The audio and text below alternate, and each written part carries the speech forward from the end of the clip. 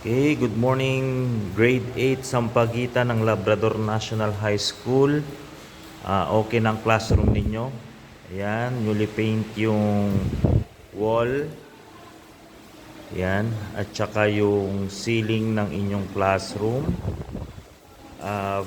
Bagong pintura rin ang inyong lamesa at upuan. Ayan, tsaka yung board. Ayan. At ngayon, ang inyong advisor ay ayun. Naglilinis ng grills ng inyong bintana. Okay?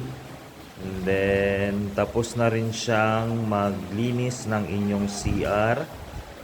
Ayan. Ito ang inyong CR. Bago yung timba at tabo. Hindi ko lang alam kung nasaan. Teacher Roslyn, nasaan yung timba at tabo?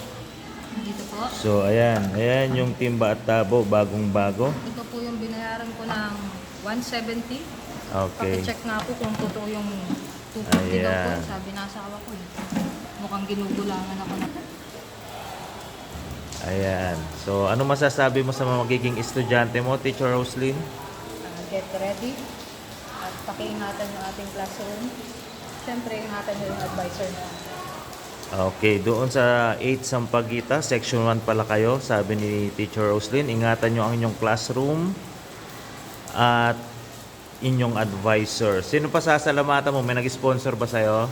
Si aking mga batchmate dati, kaklase. Si? Melody Inakay. At saka si? Freddy De La Rosa. Okay, at saka yung batchmate mo? Joanna Nailiada. Okay. O, baka mayroon ka pang kulang. Ano pang hinihingi mo? Pinturang Nile Green. Pinturang Nile Green, mga parent. Ito, kasi naubos yung pintura na nag-sponsor, hindi namin napinturahan. Bale, ang napinturahan lang namin, yung dalawang side na yan. Okay. At saka syempre, Thank you. yung sabon. O, ano pa? Thank you rin sa aking asawa. Ayan. At kay Tatay Mar. Ayan. Okay. So, ano pa mga kailangan? Yun lang. Yun lang. Sabon, floor wax, Sabon, floor wax, sako. sako. Okay. Itong mga upuan, okay na to. Mga anak ni Teacher Roslyn na 8 Sampaguita. Ayan. Lahat ng electric fan, working yan. 5. Shoutout din sa ano, Shout out. O, meron pa. sa mga parents ko, supportive. Parents ko last school year. Last school year. 8 Lily, batch 2023-2024. Okay, so salamat sa mga parent ng 8 Lily last year. So ito yung kanilang donation. Ayan. Hindi, yung dalawa. Oh, yung dalawa. Okay, so dalawa ito at saka yon. Sa mga parent naman ngayon ng 8 Sampaguita, so far wala naman po siguro.